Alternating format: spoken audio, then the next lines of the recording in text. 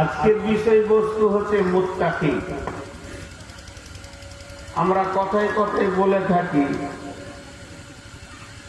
যে লোকটা খুব পরিষ্কার। কি করে বলি? ওর বাহ্যিক দিকটা দেখে বলি। আমার দিকে আপনারা তাকান, একবারে পা বাড়াবার পাঞ্জাবি, জুব্বা। হজের পর থেকে এটা পরি, আগে পাঞ্জাবি পরতাম। মাথায় টুপি, সুন্দর আরবি রুমাল, রাস্তায় হাঁটছি, লোক ভাববে যে এটা গায়ের মধ্যে সব থেকে পরিষ্কার লোক। আর আমার মতো চিটিং বাজার কেউ নেই। তো আমি মানুষকে টুপি, পাঞ্জাবি, আমার ভাষা, আমার মিষ্টি চলাফেরা দিয়ে বুঝিয়ে দিতে পারবো, কিন্তু আল্লাহকে বোঝানো সম্ভব নয়। আল্লাহ বাহ্যিক দেখেন না, আল্লাহ হৃদয় দেখেন, হৃদয় দেখেন, দিল দেখেন। আল্লাহ তাকওয়া পরেশগারি দেখেন। জি, আল্লাহ তাবারাক ওয়া তাআলা বাহ্যিক দেখে বিচার করেন না, মানুষ বাহ্যিক দেখে বিচার করেন। অতএব দেখবেন গ্রামে এমনও লোক আছে 5 ওয়াক্ত নামাজ পড়ে, মসজিদের প্রথম কাতারে থাকে, একবারে ইমামের পেছনে থাকে। মানুষ ওকে যদি বাইরের কেউ আসে তো দেখলে বলবে এইটাই মনে হয় গায়ের মধ্যে ভালো মানুষ। আর ও গোটা গাঁকে জ্বালিয়ে রেখেছে। জমির আল ঠিক নেই, ভাইয়ের সাথে সম্পর্ক ভালো নেই, জায়গাতে সম্পত্তিতে ভেজাল আছে, এই ধরনের মানুষ আছে। তো আল্লাহ এইগুলোকে তার ছাতনা দিয়ে ছেনে সুন্দর করে সেগুলোকে বলে দিচ্ছে যে মুত্তাকিটা কে, আসলে কে। অতএব মা বোন আমার, মেয়েদের মধ্যে তাকওয়া পরেশগার মেয়ে আছে। তো আজকে আমার বক্তব্যের বিষয় হচ্ছে মুত্তাকি। তাকওয়া মানে ভয়, তাকওয়া মানে ভয়। ইত্তাকু মানে ভয় করো, আর মুত্তাকি মানে ভয় করনে ওয়ালা। একটা হলো আম আর একটা হলো আমওয়ালা। আমওয়ালা কিন্তু আম নয়, আম আমওয়ালা নয়। যে লোকটাকে দেখলে আম মনে পড়ে যায়, এখন আমের সিজন নয়, ও এত বেশি আমের ব্যবসা করে যে ওকে দেখলি আম মনে পড়ে যায়, তো জানতে হবে প্রকৃত আমওয়ালা হতে পেরেছে। আপনাদের এই গ্রামটার নাম কি? নাসির টোলা। নাসির টোলা এটা একটা গ্রাম, এটা একটা পাড়া, এটা একটা টোলা। কয়েকটা ফ্যামিলি এখানে বাস করে, এদের ছেলে মেয়ে আছে। তো এই নাসির টোলাতে কোন একটা মানুষ সেমুলতলা থেকে পেপসির ব্যবসা করে। পেপসি মানে ছোট বাচ্চা ছেলেদের, ও আর যেটা সেম্বল আছে ওটা দেয়, আর বাচ্চা কাস্টমাররা এসে হাজির হয়। 1 টাকা, 2 টাকা, 3 টাকা, 1 টাকা, 2 টাকা, 3 টাকা, 5 টাকা, পেপসি পেপসি। এই সারা সিজনেও পেপসি করে। আর ওর যেগুলো কাস্টমার, সেগুলো মানে পূর্ণাঙ্গ ব্রেনের নয়, বাচ্চা শিশু। ওকে ওর পেপসির পেটি দেখলেই ওর পেছনে পেছনে পয়সা নিয়ে ধরে। আচ্ছা, ভদ্রলোকের বাড়ি হচ্ছে সেমুলতলা, ভদ্রলোকের শ্বশুর বাড়ি হচ্ছে 18 মাইল। তো 18 মাইলে ওর শালার বিয়ে দিবে নাসির টোলাতে। ওর শালার বিয়ে হবে, কোন একটা মেয়েকে দেখতে আসতে হবে। শ্বশুর বলেছে জামাই হিসেবে যে বাবা তুমি যাবে, আমি যাব, বা আর কেউ যাবে, 4 জন ওরা মেয়ে দেখতে আসবে নাসির টোলা। তো ও বেচারা জামাই হিসেবে আগে শ্বশুর বাড়ি গেছে, ওখান থেকে গাড়ি করে এখানে মেয়ে দেখতে আসবে, শালার বউ দেখতে আসবে। তো ওর কাছে না আছে সাইকেল, না আছে পেপসি পেপি, না আছে পেপসি, কিচ্ছুই নেই। সুন্দর করে যেমন জামাইকে সাজতে হয়, প্যান্ট পরেছে, শার্ট পরেছে, ভালো করে চিরুনি করেছে, একটা নতুন কুটুম বাড়ি আসছে, যত রকম ওকে সাজতে হয় সেজে এসেছে। এবার ট্যাক্সিতে হোক বা মারুতিতে হোক বা টোটোতে হোক এসে ওই মেয়ের বাড়ির সামনে দরজায় যখন সকলে ওরা চারজন নামছে মেহমান, তো বাচ্চারা বলে উঠলো এই যে পেপসিওয়ালা। তার মানে ও কতটা নিজেকে পেপসিতে সম্পৃক্ত করতে পেরেছে যে ওর কাস্টমাররা বুঝে নিয়েছে আজকে বউ দেখতে এসছে, আজকাল তো পেপসিওয়ালা বলবো না, এটা নয়, সোজা করে বলে দিলে যে পেপসিওয়ালা এসছে। তো যাকে দেখলে আল্লাহকে মনে করে, আল্লাহকে তো আমরা দেখিনি কিন্তু আল্লাহকে মনে করে, সে প্রকৃত আল্লাহওয়ালা। যে মানুষটার দিকে তাকালে আল্লাহর ভয় হৃদয়ে আসে, আল্লাহকে মনে করে, সে প্রকৃত মুত্তাকি। সে নিজেকে এতটা সম্পৃক্ত করতে পেরেছে নিজের দেহের সঙ্গে, তাকওয়া, ভয়, পরেশগার। মানুষ পৃথিবীতে এখনো আছে, একটা আল্লাহওয়ালার জন্য আল্লাহ পৃথিবীটাকে রেখে দেবেন। অতএব আপনার আমার জীবনের চলনে বলনে উঠাতে বসাতে নবীজিকে যদি আমরা ফলো করে চলতে পারি, তো লোক বলতে বাধ্য হবে এটা আল্লাহওয়ালা, এটা নবীওয়ালা, এটা নবী মুহাম্মদ সাল্লাল্লাহু আলাইহি সাল্লামের লোক। জি, কিন্তু আজকের মুসলমানের টোলাতে যদি পার হওয়া যায় সাইকেল নিয়ে, কেউ বিড়ি টানছে, কেউ মদ খেয়েছে, কেউ তাস পিটাচ্ছে, কেউ গাঁজা খেয়ে চোখ লাল করে আছে, এই নানা ধরনের।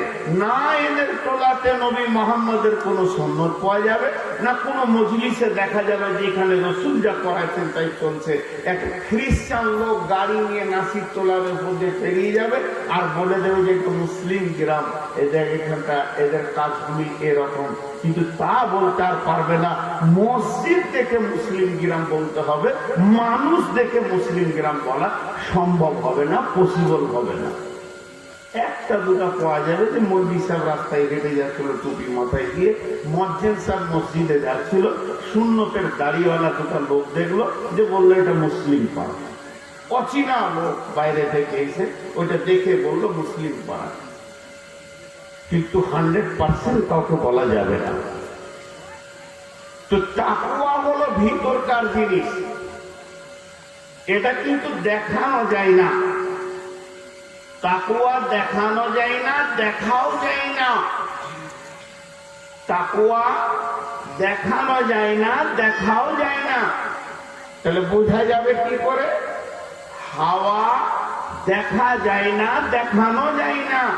ও যখন গায়ে ধাক্কা মারছে তখন আমি বলছি ফ্যানের হাওয়া লাগছে, আবার আমার কাপড় যখন হিলছে তখন আপনারা দূরে থেকে বুঝতে পারছেন যে ওর গায়ে হাওয়া লাগছে। তাহলে এই হাওয়াটা দেখা যায় না, কিন্তু তার কার্যকলাপে দেখা যায় যে না, এটা সত্তর গায়ে হাওয়া লাগছে। তাহলে আপনি আমি মুসলিম কখন বুঝতে পারবো? আপনি মালদাতে বাসে উঠেছেন, 17 মাইল ভাড়া হলো আপনার 30 টাকা, আপনি দিয়েছেন 50 টাকা কন্ট্রাক্টরকে, কন্ট্রাক্টর আপনাকে রিটার্ন করবে 30 টাকা। সেখানে কন্ট্রাক্টরের মাথায় আর খেয়াল ছিল না, 50 টাকাটাকে ও 100 মনে করে আপনাকে দিয়েছে 70 টাকা। আপনি দেখে বিসমিল্লাহ বলে বরকত মনে করে পকেটে ভরে দিলেন, কিন্তু যখনই ওটাকে বরকত মনে করে না ভরে আপনি তখন তাকওয়ার লাইনে চলে যান। এই টাকাটা আমি পকেটে যদি ভরি, কন্ট্রাক্টর বুঝবে না, বাসের মালিক বুঝবে না, বাসের গোষ্ঠী বুঝবে না, কেউ জানে না, সারা পৃথিবীর কেউ জানে না যে এই টাকাটা আমি অটোমেটিক ভাবে পেয়ে যাচ্ছি, অতিরিক্ত টাকা আমি পেয়ে যাচ্ছি। এটা আমার আল্লাহ টানছে।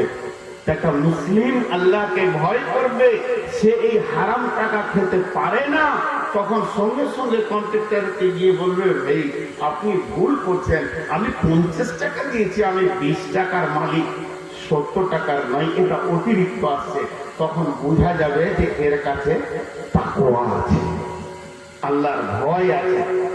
হাওয়াতে কাপড় হিললে যেমন বোঝা যায় যেখানে হাওয়া লেগেছে, আপনার জিন্দেগিতে চলাফেরার আচরণে বোঝা যাবে যে এর ভিতরে আল্লাহর ভয় আছে। যে ভয় এটাকে গ্রহণ করতে দিচ্ছে না, এটাকে খেতে দিচ্ছে না, এটাকে নিতে দিচ্ছে না, তার ভিতরকার ভয়ের চাপ তাকে বলছে টাকাটা রিটার্ন কর, তোর আল্লাহ দেখছে। আপনারা একবার হ্যাঁ না বলেন, বুঝতে পারছেন? জি ভাই, এতগুলো লোক যদি একবার হ্যাঁ না বলতেন তো সাউন্ডটা কেমন হতো? খালি একবার তৃণমূলের মিছিল হোক, সাউন্ড দেখবেন কেমন। বিহারে চলছে ভোট। ভাইয়া, তাকওয়া একটা অনেক বড় সাবজেক্ট, এর নাম হলো ভয়। একটা ঘটনা শোনাই, মা বোনরা কান করে শুনবেন। একজন মহিলা বিশ্ব নবীর কাছে এসে বলছেন, ইয়া রাসূলুল্লাহ, ইয়া হাবিবাল্লাহ, ও দয়ার নবী গো, আপনি আমাকে পাক করে দেন। নবীজি মুখটা ফিরিয়ে নিলেন। মেয়েটি আবার সামনে গিয়ে বলছে, আপনি আমাকে পাক করালেন। নবীজি মুখটা ফিরিয়ে নিলেন, তিনবার ফিরিয়ে নিলেন। মেয়েটি সামনে গিয়ে বলছেন, ও দয়ার নবী গো, আপনি আমাকে পাক করে নেন। যখন 3 বার বলা হয়ে গেল, নবীজি বলছেন, সোনা মানিক রে, আম্মু রে, তুমি কি এমন গুনাহ করেছো যে আমাকে পাক করে দিতে হবে? মেয়েটি বলছেন, ও দয়ার নবী গো, যে গুনাহটা করলে, যে পাপের কারণে পেটে বাচ্চা এসে যায়, আমার ওই গুনাহটা হয়ে গেছে। এখন আমি অন্তঃসত্ত্বা হয়ে গেছি, আমার পেটে অবৈধ বাচ্চা হতে চলেছে, অতএব আপনি আমাকে পাক করে নেন। বিশ্বনবী বললেন, যাও, বাচ্চাটা যখন পৃথিবীতে আসবে তখন তুমি আসবে। সে ফিরে চলে গেল, বাচ্চাটা পৃথিবীতে এলো। সন্তান কোলে নিয়ে বিশ্ব নবীর দরবারে গিয়ে বলছে, ও দয়ার নবী গো, এটা আমার নাতিজা, এইটা আমার গুনাহের ফল। নবীজি বললেন, যাও, তুমি দুধ খাও, যখন ছেলেটি দুধ ছেড়ে দেবে তখন তুমি আমার কাছে আসবে। এরপরে মেয়েটি ওই বাচ্চাটাকে 2.5 বছর দুধ পান করালো। আবার মেয়েটি ওই ছেলেটাকে কোলে করে নিয়ে নবীজির দরবারে এসে হাজির হয়ে গেলেন। তখন ছেলেটির হাতে একটা রুটি দিয়েছেন, যাতে করে বুঝতে পারে আল্লাহর নবী যে ছেলেটা অন্তত রুটি খেতে শিখে নিয়েছে। এরপরে নবীজিকে বলছেন, নবীজি আমাকে পাক করে নেন। আল্লাহর নবী সন্তানটা নিয়ে কোন একটি সাহাবীকে লালন পালনের দায়িত্ব দিলেন, আর মেয়েটাকে দিলেন, ওকে নিয়ে গিয়ে পাহাড়ের ধারে গেড়ে দিয়ে পাথর ছুঁড়ে রজম করে দাও। ওকে পাথর ছুঁড়ে মেরে দেওয়া হলো। বন্ধুরে, বলা বাহুল্য কথা এতটুকুই। আপনাদেরকে যেটা বলতে চাইছি, মেয়েটি তিনবার নবীজি মুখ ফিরিয়ে নিলেন, সামনে গেলেন, আবার তিনবার নবীজির কাছে গেলেন। প্রথমবার গেলেন সন্তান হওয়ার পর গেলেন, সন্তান রুটি খাওয়ার পর গেলেন। এতবার যাওয়ার কারণ কি? ও তো জানতো আমার শাস্তি কি হবে রে, আমাকে পাথর ছুঁড়ে মারা হবে, এই কঠিন আযাবকে আমাকে নিতে হবে, আমাকে গ্রহণ করতে হবে, এইভাবে আমাকে মরতে হবে। তারপরেও সে কেন তিনবার বার রসুলের কাছে গেছেন, ওটাকে কেন গ্রহণ করে নিচ্ছেন? সে নিজের তাকওয়ার চাপ, ভিতরে যেন চাপ রয়েছে, তার খোদাভীতির চাপ, তার আল্লাহর ভয়ের চাপ। সে চাইছে পৃথিবীর আযাবকে গ্রহণ করে নিব, আখিরাতের আযাব থেকে মুক্তি নিব। এইভাবে সে চাপ নেওয়ার কারণে বারবার নবীজির কাছে সে গেলেন এবং নিজেকে মুক্তি করে নিলেন। এর নাম হচ্ছে তাকওয়া।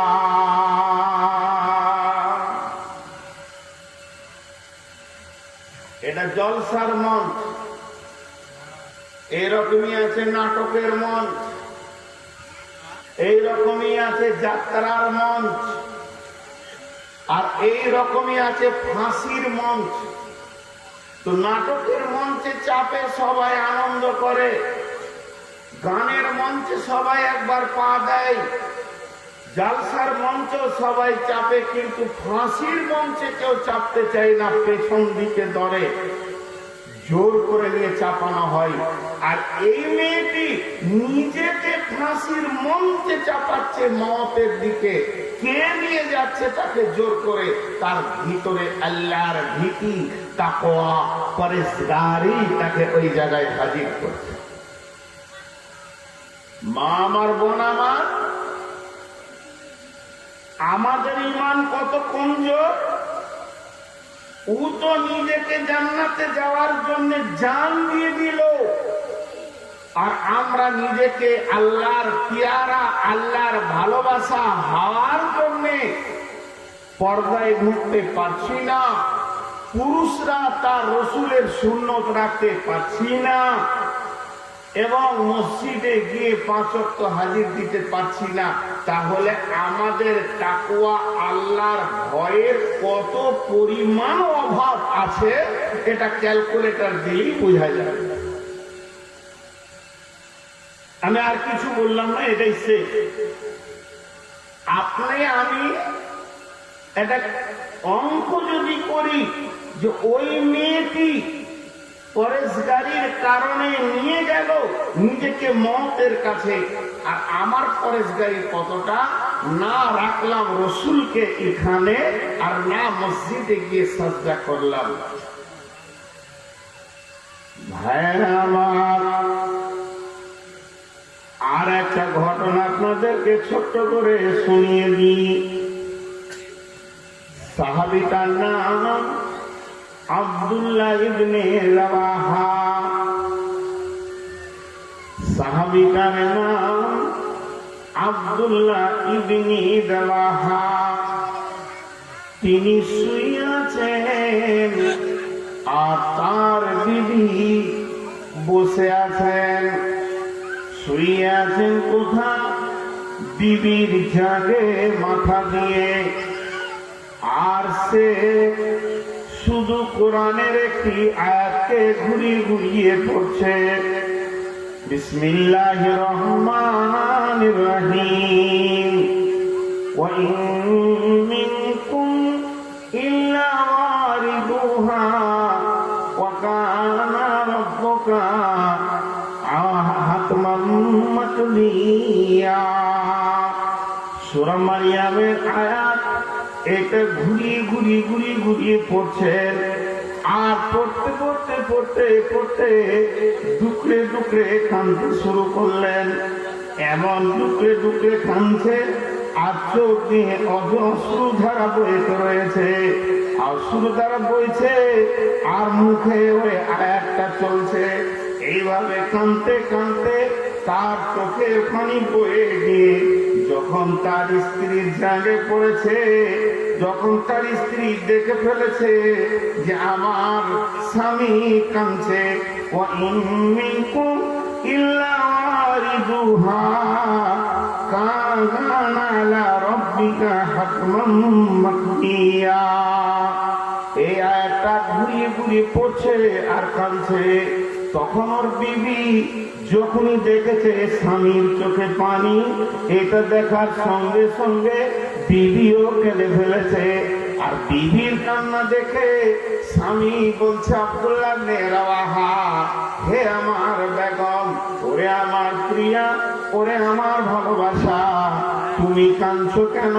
তখন উত্তরে বলছে, আপনি কাঁদছেন এর জন্য আমি কাঁদছি। বাকায় কালে বাকায়, আপনি কাঁদছেন এর জন্য আমি কাঁদছি। আমার কাঁদার কারণটা হচ্ছে আপনার কাঁদার কারণটা। তখন বিবি বলছে, স্বামী আমার, আপনি কেন কাঁদছেন কথাটা কি আপনি আমাকে বলতে পারবেন? আপনার কাঁদার কারণটা আপনি আমাকে বলেন। তখন স্বামী বলছে যে শোনো, আমি যে আয়াতটা পড়ছি থেকে কি তোমার কিছু বুঝে আসছে না?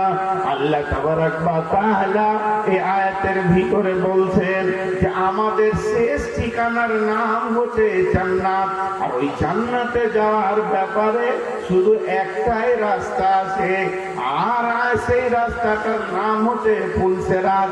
আজকে ব্যারিজে পার হয়ে আমি নিজের গ্রামে যাব, যদি ফারাক্কায় ব্যারিজে না পেরোতে দেয় তো নৌকায় পার হওয়া যাবে, বহু জায়গায় ঘাট আছে লঞ্চে পার হওয়া যাবে, গাড়ি নিয়ে ভাগলপুর দিয়ে যাওয়া যাবে, হাজারো রাস্তা আছে আপনার কিনা আমার নিজের বাড়িতে পৌঁছানোর জন্য। কিন্তু জান্নাত এমন একটি জায়গা, এখানে আর দ্বিতীয় কোনো রাস্তা নাই, শুধু একটাই রাস্তা, সেটা হলো ফুলসেরাত। আর আমার আল্লাহ বলছেন ওই রাস্তাটা তোদের জন্য ওয়াজিব করে দিয়েছি, তোদের জন্য আমি একদম নির্ধারিত, আপনার কিনা আমার তরফ থেকে তোদের উপরে ওটা বাধ্য করে দিয়েছি। তাতে মলবি হোক, চোর হোক, অলি হোক, দরবেশ হোক, নামাজি হোক, বেনামাজি হোক, পর্দাওয়ালা হোক, বেপর্দাওয়ালা হোক, আর আপনার কিনা জুয়ারি হোক, মাতাল হোক, সুতারু হোক, আর অলি হোক, আম্বিয়া হোক, এমনকি আখিরি নবী পর্যন্ত ওই রাস্তা দিয়ে গিয়ে জান্নাতে যেতে হবে। ওরে আমার বিবিরে, সেই ফুলসেরাতটা আমাকে মনে পড়েছে, তারই জন্য আমি আল্লাহর ভয়ে কাঁদছি। আমার হৃদয় কেঁপেছে, আমার ভিতর কেঁপেছে। এটা আমার চোখের পানি নয়, এটা আমার অন্তরের হৃদয়ে গলানো পানি। জি ভাই, মানুষ কাঁদে। এখানে যতগুলি লোক আছেন কাঁদে নাই এমন হতে পারে না, হয়তো বা কোন পাশান হলো সেটা আলাদা কথা। তুমি কাঁদছো কেন জি? আব্বা মারা গেছে। তুমি কাঁদছো কেন? মা মারা গেলেন। তোমার কি হয়েছে? স্ত্রী ক্যান্সারে ভুগছে, তার দুঃখে আমি কাঁদছি। তোমার কি হয়েছে? আমার পাটের গোডাউনে আগুন লেগেছে। তোমার কি হয়েছে? কাঁদছো কেন? বলে আমার বড় ভাই অ্যাক্সিডেন্ট করে মারা গেছে। রাস্তাঘাটে অনেক কান্নার লোক দেখতে পাবেন, আর তাকে জিজ্ঞেস করবেন, সে কারণটা বলবে। তুমি কাঁদছো কেন? বলে আমি মালদা হসপিটাল যাচ্ছি, শুনলাম আমার ওখানে বড় বোন মারা গেছে। বিভিন্ন কান্না আছে, আর কান্নার পেছনে একটা কারণ আছে। বিভিন্ন মানুষের কান্না আছে, কান্নার পেছনে একটা কারণ আছে। কিন্তু একটা লোক গোটা নাসিরটোলাতে নয়, গোটা কালিয়াচক থানাতে নয়, গোটা মালদা জেলাতে নয়, পশ্চিমবঙ্গে নয়, গোটা ভারতে কেন বিশ্বতে এমনি সচরাচর দেখানো যাবে না। তুমি কাঁদছো কেন? দিত আল্লাহর জাহান্নামের ভয়ে আছে। নাই এটা আমি বলবো না, অনেক আছে, আপনার গায়েও 10-20টা আছে। সে আল্লাহর জাহান্নামের ভয়ে কখনো কখনো নিজে কাঁদে। তো ওই কান্নাটা হলো তাকওয়ার কান্না, ওই কান্নাটা হলো ভয়ের কান্না। এদেরকে মুত্তাকি বলা হয়। মুত্তাকি হলে লাভ কি হবে? মুত্তাকি হলে লাভ কি হবে? এটা হলো কোরআন। আপনি বলছেন আমাকে দেন, আমি ব্যাখ্যা করে দিব। মাদ্রাসায় পড়েছেন? না, না দেবো না। আরবি জানো? না। ইংরেজি জানি? না দেবো না। তুমি জানো আরবি না উর্দু জানি, পারবে না। তুমি কি জানো বলে আমি হিন্দি জানি, তোমার দ্বারা হবে না। তুমি কি জানো বলে আমি পাক্কা আরবিতে অনার্স করেছি, লাও ব্যাখ্যা করে দাও, দুটো আয়াত ব্যাখ্যা করে দাও, তুমি পারবে। এটা আমি দিলাম না ইংলিশ ওয়ালাকে, দিলাম না উর্দু ওয়ালাকে, দিলাম না হিন্দি ওয়ালাকে, যে আরবিতে অনার্স করেছে ওকে দিলাম। হ্যাঁ দাও, চলো সূরা ফাতিহাটা আজকে ব্যাখ্যা করে দাও। এখন আল্লাহর মাল, মালটা আমার নয়, আমি উদাহরণ দিচ্ছি মাত্র। এই মালের মালিক হলেন আল্লাহ। আল্লাহকে বলছি, আল্লাহ আমাকে কোরআন দাও। আল্লাহ তাবারাক ওয়া তাআলা বলছেন, আমারে কোরআন থেকে, কোরআনে আমি যা বলতে চেয়েছি, কোরআনে আমি যা দিতে চেয়েছি, কোরআনের ভিতরে আমি যেটা তোমাদেরকে আসল তথ্য দিতে চেয়েছি, এটা নিতে পারবে কে, বুঝতে পারবে কে, এই লোকটা নিতে পারবে কে? যার ভিতরে আছে তাকওয়া, আল্লাহর ভয় যদি না থাকে ও কোরআন থেকে লাভ নিতে পারবে না।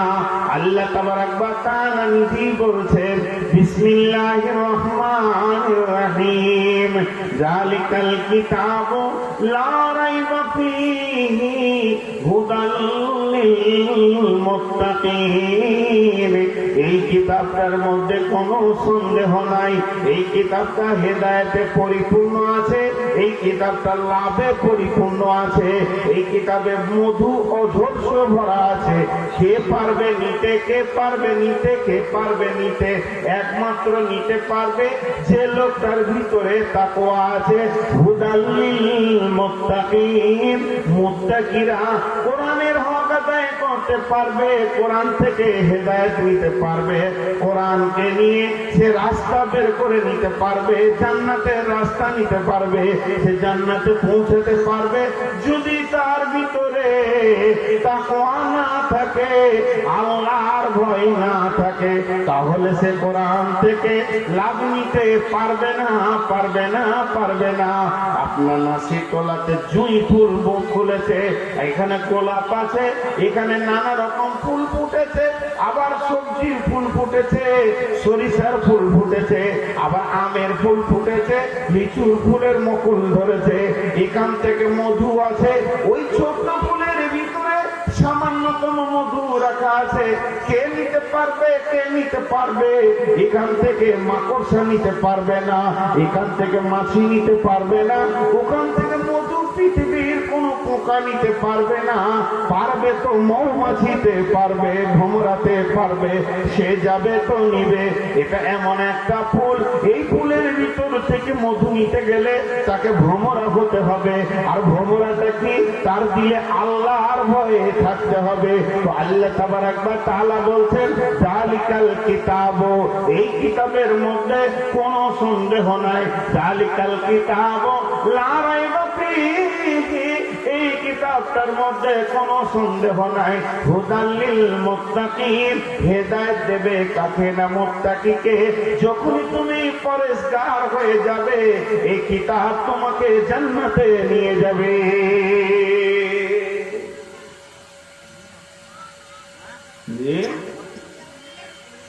শুধু তর্জমা জানলে হবে না। গিরিশচন্দ্র সেন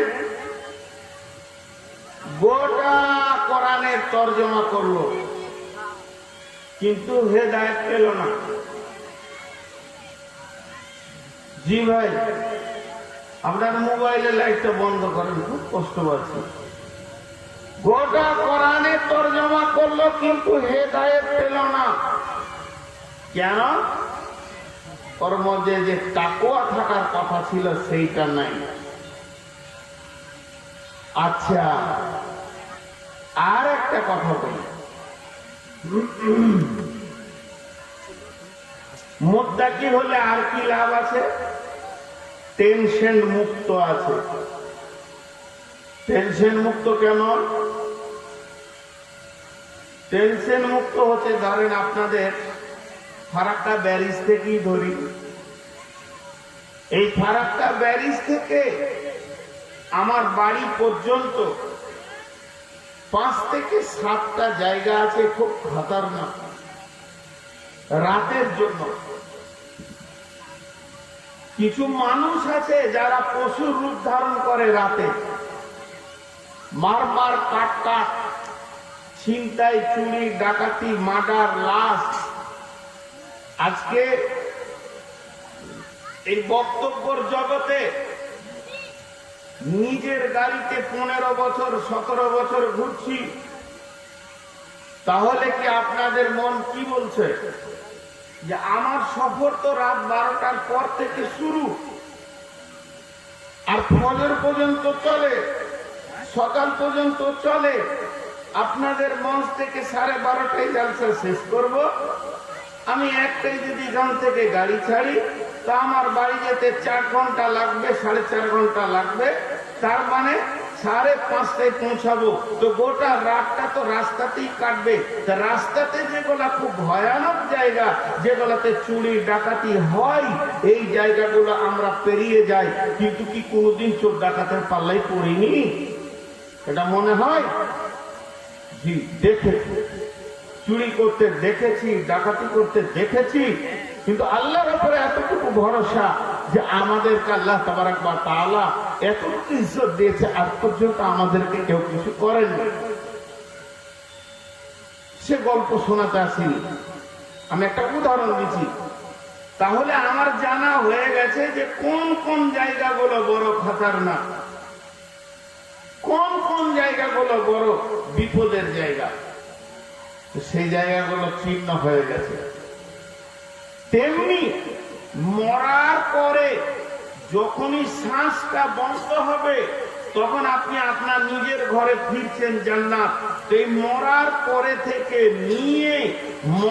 পরে থেকে নিয়ে জান্নাতের চৌকাটা ঢোকা পর্যন্ত খতরনাক জায়গা কিছু আছে।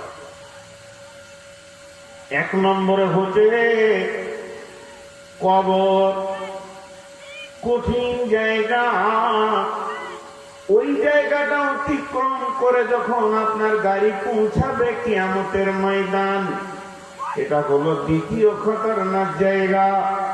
এই জায়গাটা অতিক্রম করার পর পূর্বে পুলসেরাতের ব্যারেজ, এখানটা পার হতে হবে। তারপরে গিয়ে পূর্বে জান্নাতের দরজা।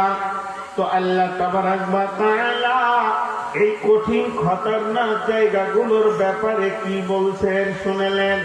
আল্লাহ তাবারাক ওয়া তাআলা বলছেন, বিসমিল্লাহির রহমানির রহিম, ইন্নাল মুত্তাকিনা মাফাজা।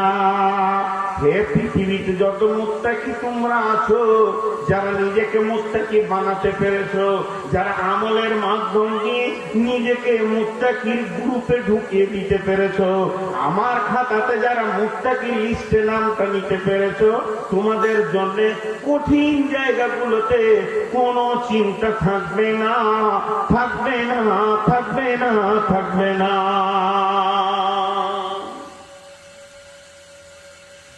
আল্লাহ সূরা রহমানে বলেছেন, ওয়ালাহুল জাওয়ারিল মুনশাআতু ফিল বাহরি কালআলাম ফাবিআইয়ি আলাই রাব্বিকুমা তুকাযযিবান। ওয়ালাহুল জাওয়ারিল মুনশাআতু ফিল বাহরি কালআলাম। আল্লাহ তাবারাক ওয়া তাআলা বলছে, আমি আমার দয়াতে তোমাদেরকে সমুদ্রের ভিতরে বিচরণ করার রাস্তাটা ক্লিয়ার করে দিলাম। আমি যদি মনে করি তো সমুদ্রের রাস্তাটা বন্ধ করে দিতে পারি। কেন গো? সমুদ্রের বুকে যে হাজার হাজার টন মাল নিয়ে ভারত থেকে জাপান, জাপান থেকে চীন, চীন থেকে থাইল্যান্ড, অস্ট্রেলিয়া, ব্যাংকক, ফ্রান্স ঘুরছে এত সমুদ্র পথে, আল্লাহ বলছে এটা আমি আসান করেছি। কেন? খারাপ মনে করিয়েন, একটা উদাহরণ দিচ্ছি। আজকে আপনাদের আমি প্রধান বক্তা, স্টেজ থেকে নেমে আমি যাচ্ছি ফারাক্কা, চট করে দুজন লোক বলছে না কমিটির ছেলে যেতে দিব না, শ্যামলতলা পার হতে পারবেন না, হযরততলা পার হতে পারবেন না, ওই জায়গাতে লোক বসে আছে।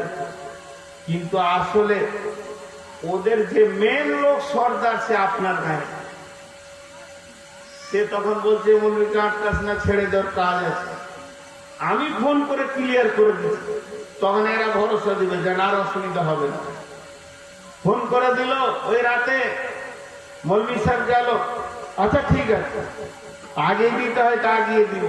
যে ছিল জানের যোগ সে হয়ে গেল মিত্র, যে ছিল শত্রু সে হয়ে গেল মিত্র। আল্লাহ তাবারক ওয়া তাআলা বলছেন ওই গভীর সমুদ্র, যে একজন বিজ্ঞানী বলছেন এমনও পাহাড় রয়েছে যেগুলো 800 কিলোমিটার পর্যন্ত গভীর পাওয়া যাচ্ছে।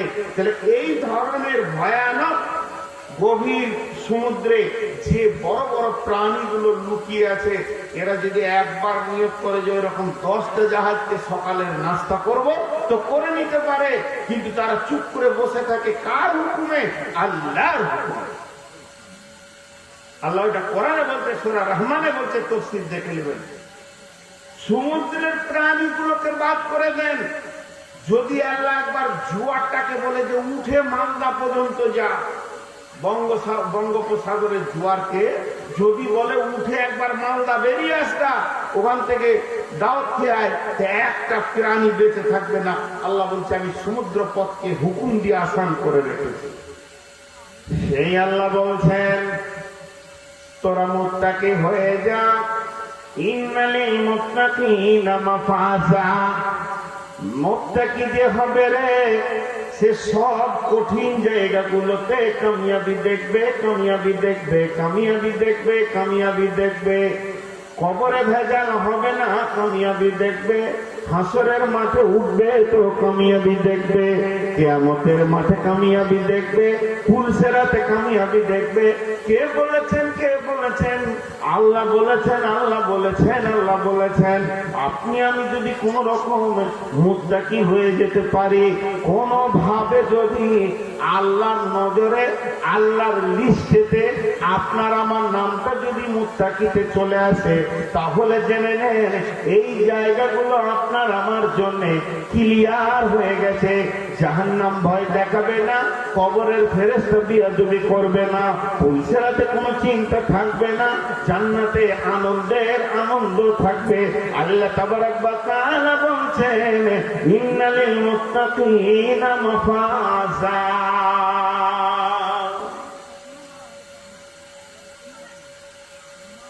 আপনাদেরকে আমি প্রথম দিকে বললাম মুত্তাকিটা কেমন, মুত্তাকির তাকওয়ার পরে গাড়ির চিহ্ন কি, যে সে কিভাবে নিজেকে কন্ট্রোল করবে। আর এখন বলছি লাভ কি, মুত্তাকি হওয়ার লাভ কি। জি, আর একটা লাভ শুনেন। আমরা যেগুলো সাধারণ চড়ে বেড়াই গাড়ি, তাদের নাম হচ্ছে টোটো, বাস, টেম্পো, তারপরে আপনার রুটে যত গাড়ি চলছে এগুলো তো উঠি, ট্রেন। তো এরা কেউ খাবার দেয় না। আপনি বাড়িতে টোটোতে উঠেছেন, 17 মাইল আপনাকে নামিয়ে দিয়ে টোটোওয়ালা বলবে 10 টাকা দাও জি, বলবে না দুটো পুরি খাও জি, দিবে না খেতে। ওইভাবে বাসওয়ালাও দেয় না। মালদাতে নামিয়ে 30-40 টাকা নিয়ে নিল, বলবে না যে দুটি ডাল পুরি খেয়ে যাও, রসগোল্লা খেয়ে যাও, বলবে না। ট্রেনেও বলবে না, কেউ খেতে আপনাকে দেয় না। সবাই কলকাতা যায়, ফারাক্কায় উঠে আর কলকাতা যায়, কেউ খেতে দেয় না। কিন্তু আবার এর ভেতরে দেয়। দেয় কেমন? শতাব্দীতে টিকিট লাগাবেন, টাইমে টাইমে খাবার আসবে, তাহলে আপনাকে বুঝে টিকিট করতে হবে। কাঞ্চন খাবার দেবে না, কামরূপ খাবার দেবে না, কাঞ্চন কন্যা খাবার দেবে না, সরাইঘাট খাবার দেবে না, যদি আপনাকে রাস্তায় ওই টিকিটের ভিতরে বিনা খরচায় খেতে হয়, তাহলে টিকিটটা বুঝে সুঝে শতাব্দীতে লাগাতে হবে। চাপবেন তো পেপার পাবেন, এক বোতল পানি প্রথমে পেয়ে যাবেন, তারপরে চা আসবে, তারপরে নাস্তা আসবে। যেমন যেমন যেমন যেমন খাওয়ারের টাইম হবে অমনি অমনি খাবার আসবে। হাওড়াতে নামবেন, আবার শতাব্দী ধরে দিল্লি যান, আপনার জন্য খাবার আছে, রাজধানীতে খাবার আছে। ঠিক যদি বুঝে আপনি টিকিট করতে পারেন, তাহলে আপনার টেবিলে টাইমে টাইমে খাবার আসবে।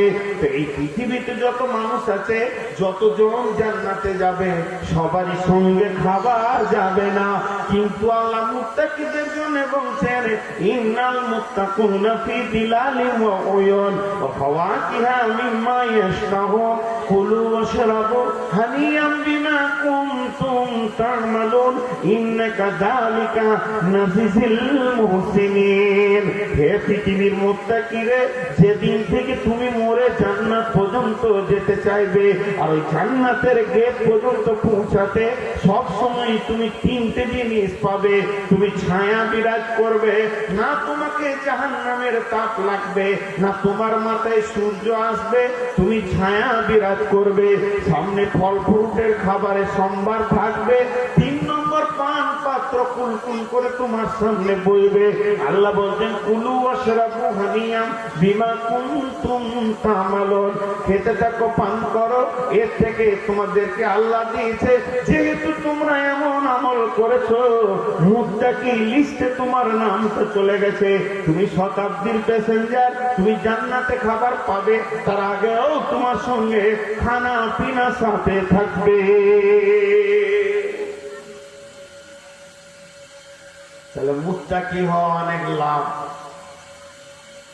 জি ভাই, একটা দুটা করে উঠছে কেন? জি ভাই,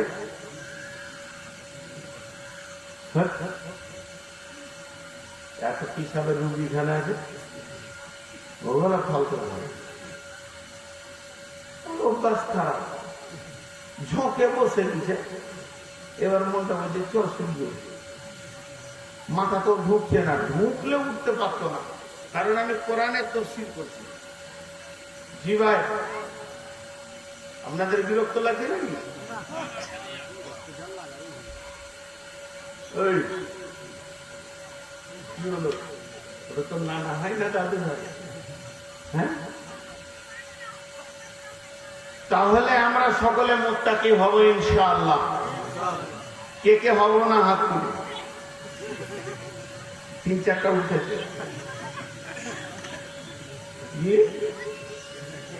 সকলে মুত্তাকি হব ইনশাআল্লাহ। জোরে বলেন ইনশাআল্লাহ। আল্লাহ আমাদের কবুল করুন, বলেন আল্লাহুম্মা আমিন। এরপরে চলেন মুত্তাকি হতে শুরু করে দেন। আর যদি হতে না পারি, অর্ধেক যদি হয়, সামনে বছরে আর অর্ধেক হবে। এখন কোরআনকে জিজ্ঞেস করি যে আমরা যদি মুত্তাকি হয় তো কি কি কোর্স করতে হবে আর কি আমল করতে হবে। আপনার ছেলেটা মাধ্যমিকে এইচএসে লেটার পেয়েছে, স্কলারশিপ পেয়েছে, ভালো রেজাল্ট হয়ে গেছে। ইঞ্জিনিয়ার কলেজ বলছে চলে আয়, মেডিকেল কলেজ বলছে চলে আয়, সারা দুনিয়ার কলেজ খালি বলছে চলে আয়। মাঝে একটা কথা বয়ানের বাইরে বলে নিচ্ছি, মাফ করবেন, ক্ষমা চেয়ে বলছি, এটা আমার বয়ানের বাইরে, 1 মিনিট 2 মিনিট। এখনকার প্রত্যেকটি গার্জিয়ানের নিয়তি হচ্ছে যে আমার ছেলেটা ডাক্তার হোক, আর ডাক্তার করার লেগে পেরেশান। তাহলে রুগী কে হবে রে বা? আমি তো হিসাব খুঁজে পাই না। একটু ব্রেন ভালো, মেডিকেলে পড়াবো। মুসলমানদের এটা একটা রোগ ঢুকে গেছে। কেন? ওটাই একটা সম্মানী জায়গা, আর নাই পৃথিবীতে। ভারতবর্ষে যদি 5টা ভালো অফিসার হতে পারে, মেজর হতে পারে, বড় বড় অফিস, এসডিও, বিডিও, ডিএম, এগুলো হলে কি মুসলমান জাতির উপকার হবে না? এটা আমার মনে হয়। ভালো ব্রেনিয়ান গুলাকে যদি 5টা এসডিও, ডিএম, মিলিটারি মেজর বা আরো কিছু ডিসি তৈরি করা যায়, তাহলে দেখবেন মুসলমানদের একটা ক্ষমতা বাড়বে। 36টা মুসলমান থাকলে 46টাকে কাঁপাবে। কিন্তু খালি বলছে মেডিকেলে ঢুকে পড়ে। একটা ছেলে মেডিকেলে চান্স পেয়েছে আমাদের বর্ধমানে, পড়ছে 6 বছরের কোর্স মনে হয়, 3 বছর হয়েছে পড়ছে।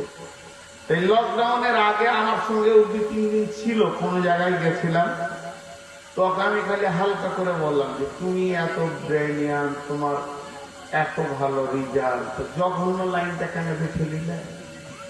আমার দিকে তাকিয়ে কি বলছেন মন্দির সাহেব, ডাক্তার হবে জঘন্য? হ্যাঁ, সারা দিন খালি রুগী দেখবে আর ভালো হবে তো কেটে পড়বে, তোমাকে আর দেখা করতে আসবে না।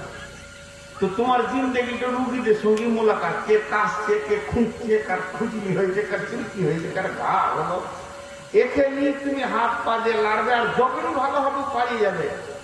আর কার খুঁজলির পুঁজ বের করে দিলে 20 টাকা পেয়েছো, ওই টাকাতে মাছ কিনে খাবে, তো পুঁজের টাকায় মাছ খাবে, তুমি মাংস খাবা, আর রাস্তা খুঁজে ফেলে না। কেউ বাপকে নিয়ে কাঁদছে, কারো অ্যাপার্টমেন্টে সাইড হয়েছে, কোনো মেয়েদের কোনো অসুখ হয়েছে, সেই অসুখটাকে সারবে আর ওর বিনিময়ে যে টাকাটা পাবে সেইটাতে মাছ মাংস খাবে। তোমাকে কেমন মনে হবে যে কি বিনিময়ে আমি খেয়েছি? চুপ করে তাকিয়ে আসবো আর তাল পেয়েছে। যাক, তার পরবর্তীতে ওকে আমি বললাম যে মনে শান্তি পেল, ওটা একটা ভালো লাইন, মেডিকেল লাইনটা খারাপ নয়, তোকে একটু ছোট করার জন্য, এমনি করে বোঝানোর জন্য বললাম। তো যাই হোক, এটা আমার বিষয়বস্তু নয়, আমি ফিরে আসছি আমার বায়ানে। বায়ানটা কেমন? তাহলে ওই ছেলেটা যখন স্কলারশিপ পেয়ে গেল, সমস্ত লাইন বলতে চলে আয়, কলেজের দরজা খোলা আছে। ও যদি ইঞ্জিনিয়ার হতে চায়, ইঞ্জিনিয়ার হতে গেলে কি কি কোর্স, কোন কোন কিতাব পড়তে হবে, এটাও জেনে আসবে। যদি মেডিকেলে ডাক্তার হতে চায় তার কোর্স আছে, যদি পিএইচডি করে ডক্টরেট করতে চায় তার কোর্স আলাদা আছে, যদি লয়ার হতে চায়, উকিল জজ হতে চায় তারও কোর্স আলাদা আছে। বিভিন্ন কোর্স যেটা হতে চাইবে সেটা জানতে হবে।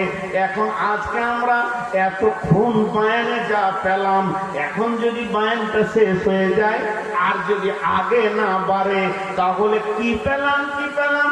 দুটি জিনিস পেলাম। যার ভিতরে তাকওয়া থাকবে তার দ্বারা গুনাহ হবে না, 1 নম্বর।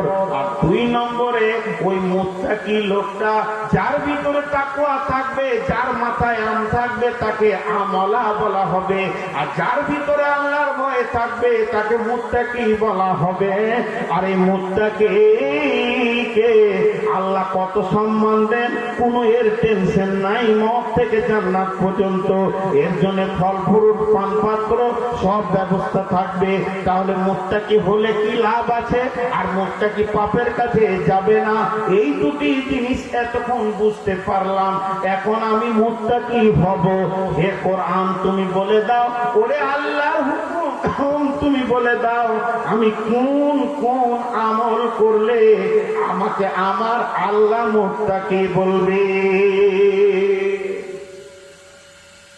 এখন এই জায়গায় এসে পৌঁছালাম, আমার আমলটা কি কি হবে আর কি কি ছাড়তে হবে। এবার আল্লাহ কি বলছেন? বিসমিল্লাহির রহমানির রহিম।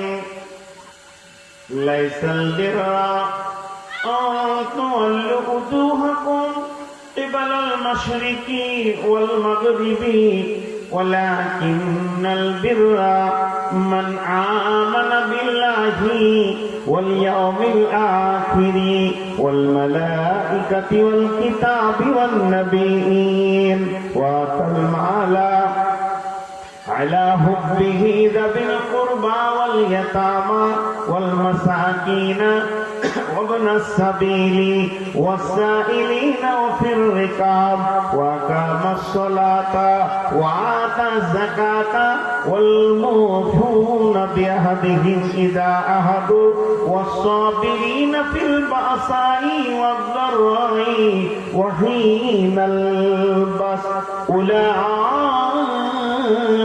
الذين صدقوا وأولئك هم المتقون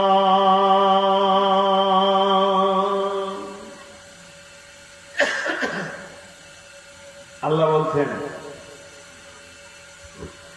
যার ভিতরে 10টা গুণ থাকবে আমি আল্লাহ বলবো ওকে, অন্য কারো কথা নয়, আল্লাহ নিজে বলবেন তুই মুত্তাকি, তুই সত্য মুত্তাকি। উলাইকাল্লাযীনা সাদাকু, এরা হলো প্রকৃত সত্যবাদী। ওয়া উলাইকা হুমুল মুত্তাকুন, এরাই হলো মুত্তাকি। তা গুণ হতে হবে 10টা। সেই 10টা গুণ যার ভিতরে থাকবে, এই 10 গুণে গুণান্বিত যে ব্যক্তিটা হবে, যে মেয়েটার ভিতরে এই 10টা গুণ থাকবে, যে এই 10টা গুণকে নিজের জীবনে আনতে পারবে, সে হলো মুত্তাকি। আল্লাহর নজরে মুত্তাকি, আল্লাহর খাতাতে মুত্তাকি, আল্লাহর লিস্টে মুত্তাকি, আল্লাহর কাছে সে মুত্তাকি। সারা পৃথিবী যদি তাকে বেঈমান বলে তার কোনো চিন্তা নাই। যার হাতে জান্নাতের চাবি, যার হাতে জাহান্নামের চাবি, সেই আল্লাহই তাকে মুত্তাকি বলবে, ভেজাল সে। আপনারা একবার হা না বলেন, বুঝাতে পারলাম? যে এত বড় লোক একবার মুখ খুলছে না। অনেকে আবার আমাকে বলে যে বাংলাদেশের মতো জলসাটা করেন তো। বাংলাদেশে জলসা করে মজা লাগে, ওদের শ্রোতারা বক্তাকে বকিয়ে নেয়, খুব জোরে কথা বলে। জি ভাই, আমার কথাটা বুঝতে পারলেন? আল্লাহ আবার একটা ভূমিকা দিয়েছে, ছোট ভূমিকাটা শুনে।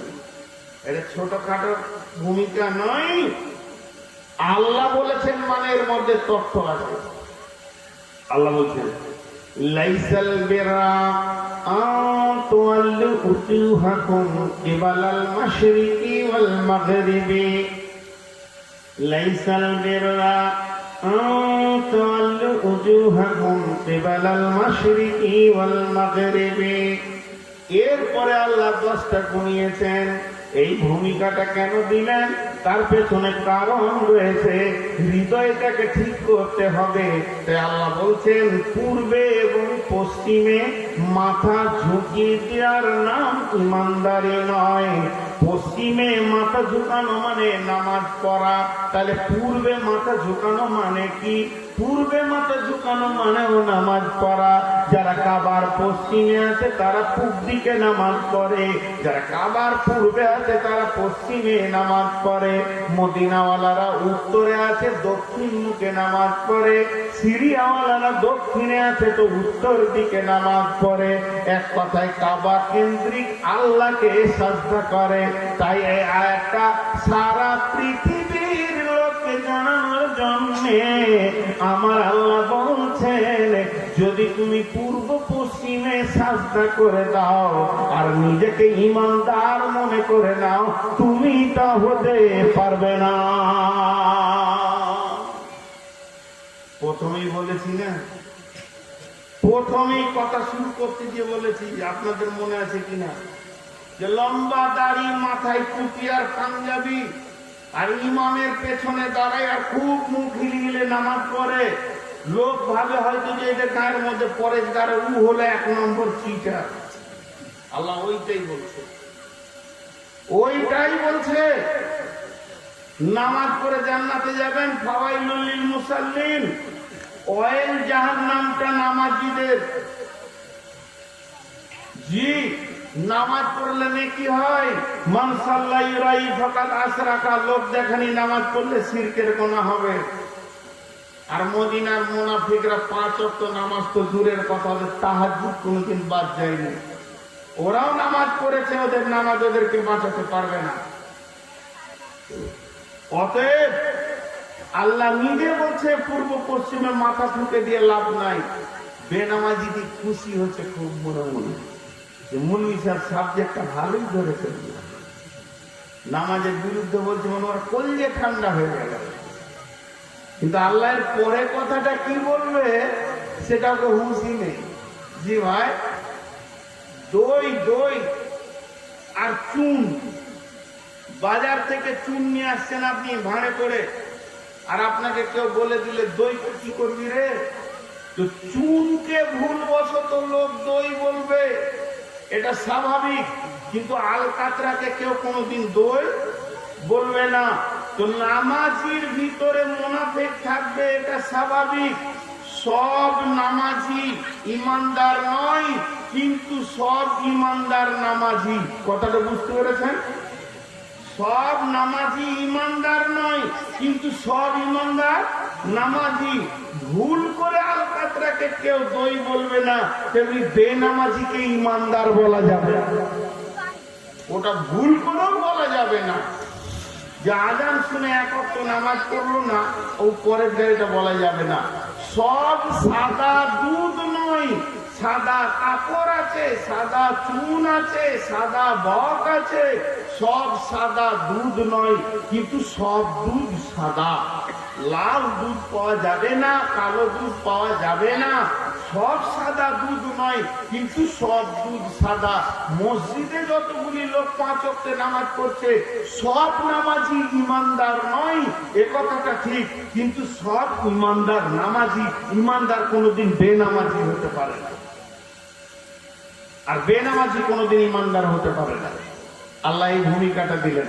যে এবার গোনাচ্ছেন আল্লাহ, মান আমানা বিল্লাহি ওয়াল ইয়াউমিল আখির ওয়াল মালাইকাতি ওয়াল কিতাবি ওয়ান নাবিয়্যিন ওয়া আতাল মালা আলা হুব্বিহি যাবিল কুরবা ওয়াল ইয়াতামা ওয়াল মাসাকিনা ওয়া ইবনাস সাবিলি ওয়াস সাইলিনা ওয়া ফির রিকাব ওয়া আকামাস সালাতা ওয়া আতাজ যাকাতা ওয়াল মুফুনা বিআহদিহিম ইযা আহাদু ওয়াস সাবিরিনা ফিল বাসাই ওয়াদ দাররাই ওয়া হিনাল বাস উলাইকা আল্লাযীনা সাদাকু ওয়া উলাইকা হুমুল মুত্তাকুন।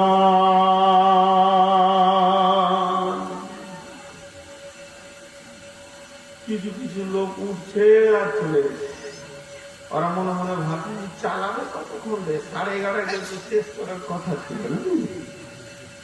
দেখেন আমি খালি গুনিয়ে দিচ্ছি, বেশি লম্বা টাইম নিব না। আপনারা তাহলে 10কে যদি 2 দিয়ে ভাগ করা যায়, ভাগফল কত হবে? 5। 10কে যদি 2 ভাগ করা যায়, এক একটা ভাগে কত হবে? 5। তাহলে 5টা হচ্ছে ঈমান আর 5টা হচ্ছে আমল। ঈমান 5টা কি? আল্লাহ বলছে মান আমানা বিল্লাহি, আল্লাহর উপরে ঈমান আনতে হবে, ওয়াল ইয়াউমিল আখির, পরকালের উপরে ঈমান আনতে হবে। মরার পরে একটি জীবন আছে, এর উপরে ঈমান আনতে হবে। আর ওয়াল মালাইকা, আল্লাহর একটি ফেরেশতা বলে মাখলুক আছে, দেখা যায় না, এর উপরে ঈমান আনতে হবে। ওয়াল কিতাব, আমার কিতাবের উপরে ঈমান আনতে হবে। ওয়াল কিতাবি ওয়ান নাবিয়্যিন, আমি যতগুলি নবী পাঠিয়েছিলাম সত্য, এদের উপরেও ঈমান আনতে হবে। আল্লাহর উপরে ঈমান, আখিরাতের উপরে ঈমান, কিতাবের উপরে ঈমান, নবীদের উপরে ঈমান, ফেরেশতার উপরে ঈমান। এই 5টা জিনিসের উপরে ঈমান আনতে হবে আর আমল করতে হবে 5টা। যখন তুমি 5 5 10 করে নেবে, আমার কাছে জমা দেবে, নিখুঁত জমা হয়ে যাবে। ছেলেরা যেমন পরীক্ষার খাতা মাস্টারের কাছে জমা দিয়ে রেজাল্টের অপেক্ষা করে, তেমনি তোমরা 10টা আমলকে আমি আল্লাহর কাছে জমা করে দিয়ে রেজাল্টের অপেক্ষা করবে। যেদিন মরবে তুমি রেজাল্ট পেয়ে নেবে, পেয়ে নেবে, পেয়ে নেবে। আমি যা যা বলেছি তা তা পেয়ে নেবে। অতএব প্রথমেই তোমাকে 5টা জিনিসের উপরে ঈমান আনতে হবে।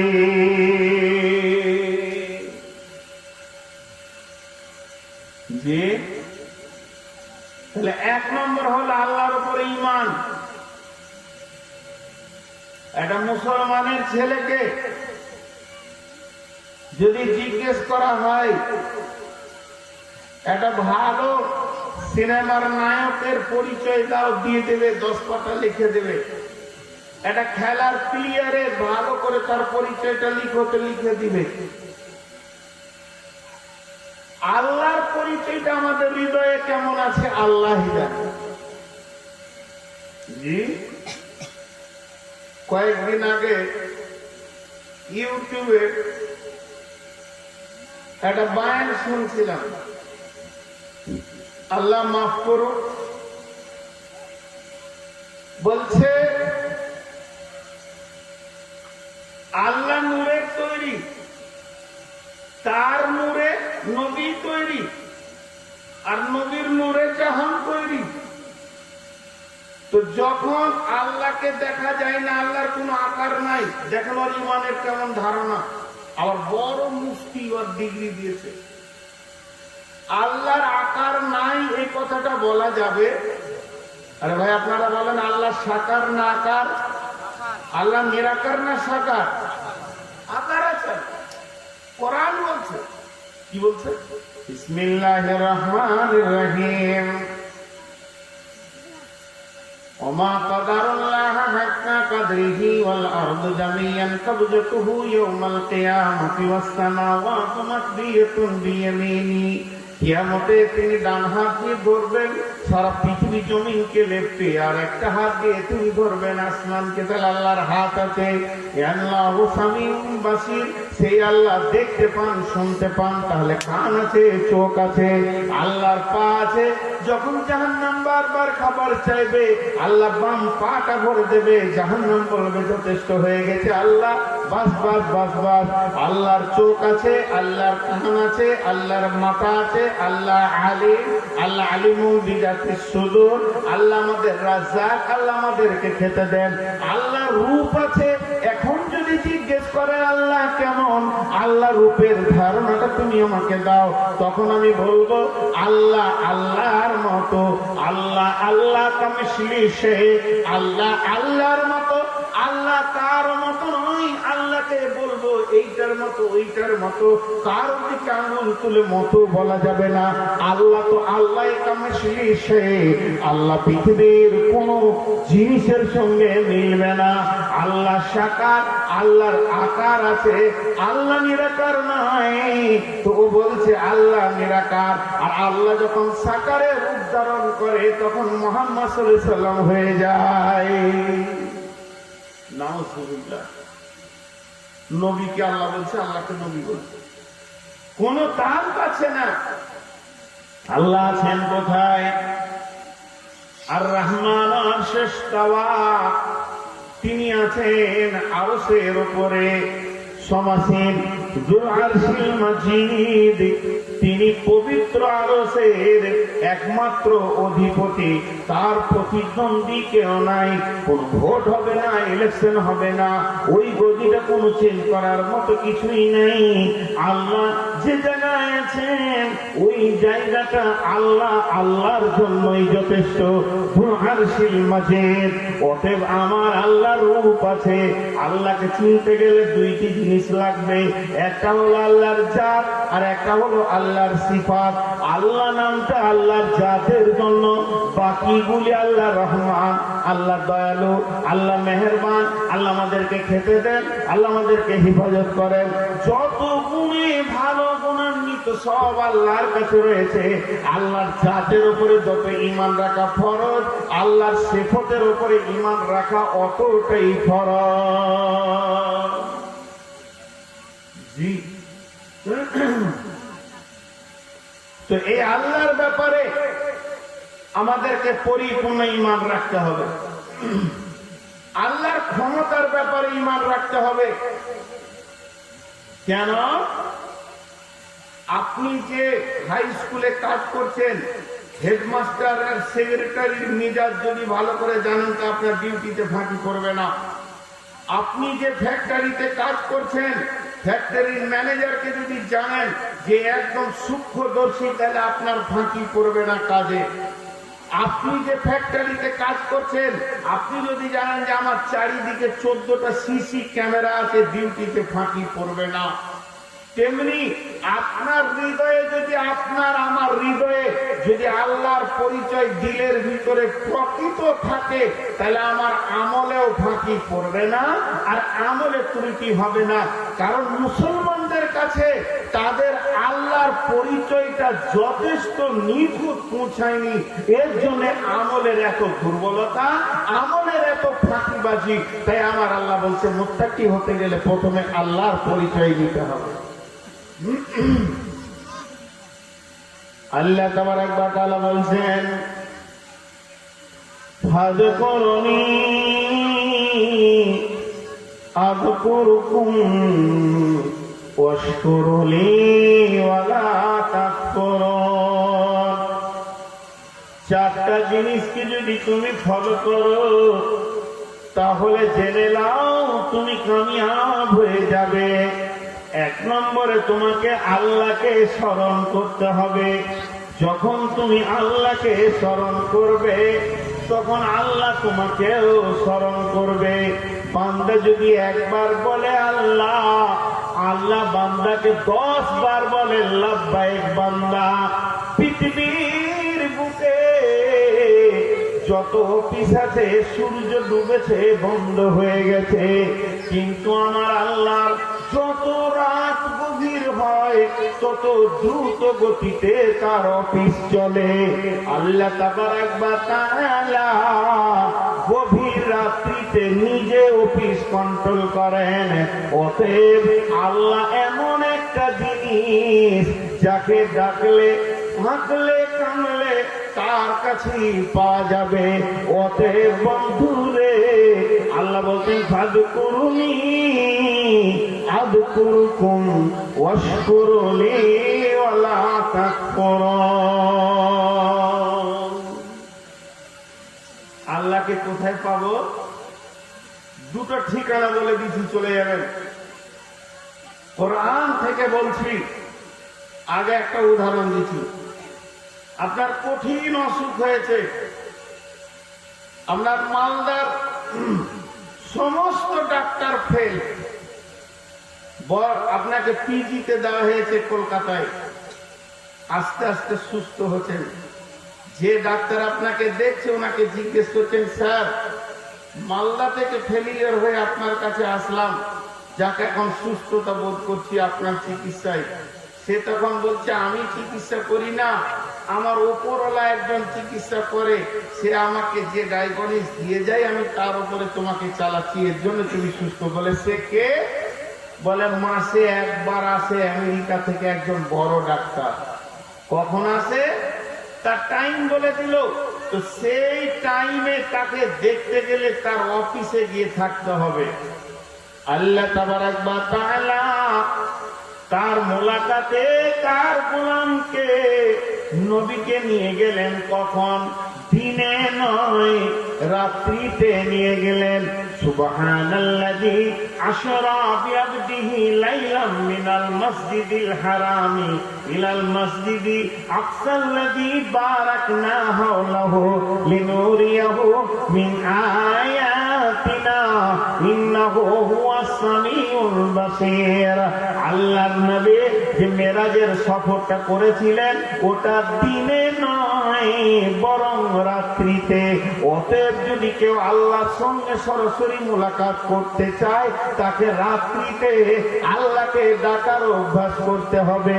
আর একটা কথা আমার আল্লাহ বলেছেন আয়াতুল কুরসিতে, লা তাখুযুহু সিনাতু ওয়ালা নাওম। সারা পৃথিবী ঘুমায়, সারা পৃথিবী ঘুমায়, কিন্তু আমি আল্লাহ ঘুমাই না। ঘুম তো দূরের কথা, আমাকে তন্দ্রা আসে না। সারা পৃথিবীকে আমি সব সময় ফলো করি, সর্ব অবস্থায় জেগে আছি। ইসরায়েলি ঘটনা, ইসরায়েলি কথা। হযরত নবী মুসা বলছেন, ও আল্লাহ আপনি ঘুমান না কেন? কি হয়েছে? আপনাকেও তো রেস্ট নিতে হয়। আল্লাহ বলতে, নবী মুসা রে, আমি কেন ঘুমাই না তোমাকে আমি একদিন জবাব বুঝিয়ে দেব। একদিন আল্লাহ নবী মুসাকে তুর পাহাড়ে বসিয়ে দিয়ে 2 হাতে 2টা কাঁচের পাত্র ধরিয়ে দিতে বলে, চুপ করে বসে থাক, 2টি পাত্র নিয়ে তুই বসে থাক। এইভাবে বসে আছে, থাকতে থাকতে একটু ঘুম এসেছে, আর যে ফুল এসেছে একটা পড়ে গিয়ে ধারাস করে ভেঙে গেছে। নবী মুসা বলছে, আল্লাহ বুঝে এসেছে আপনার হাতে সারা বিশ্ব চলছে, যদি আপনি ঘুমিয়ে যান তো বিশ্ব কোথায় গিয়ে দাঁড়াবে? তারা খেতে পাবে না, চলতে পারবে না, টুকরো টুকরো হয়ে যাবে। আমার আল্লাহ বলছেন, লা তাখুযুহু সিনাতুন ওয়ালা নাওম। আমি কোনদিন ঘুমন্ত দূরের কথা, আমাকে কোনদিন তন্দ্রা স্পর্শ করে না। আমি সব অবস্থায় সজাগ থাকি।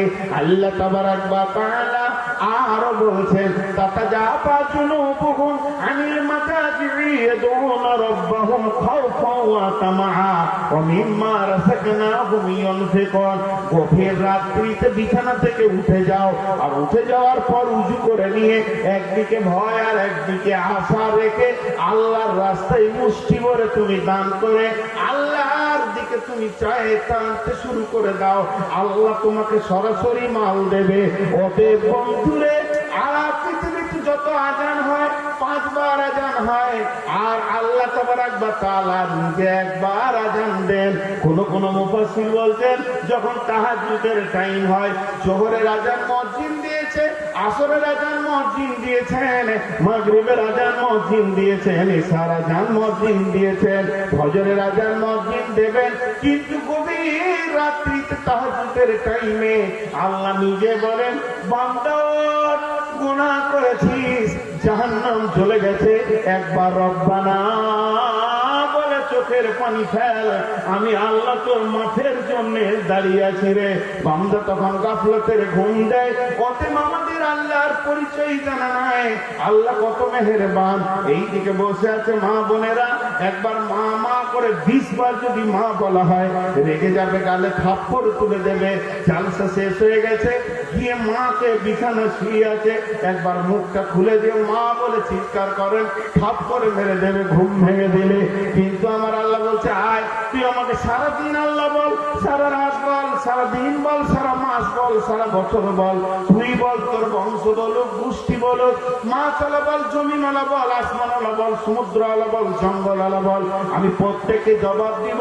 আমার কোনো বিরক্তি নাই, আমার নাম হলো আল্লাহ। ফাযকুরনি আযকুরকুম ওয়াশকুরলি, তোকে যেমন রেখেছি শুকরিয়া কর, ওয়ালা তাকফুরুন, খবরদার কুফরি করবি না।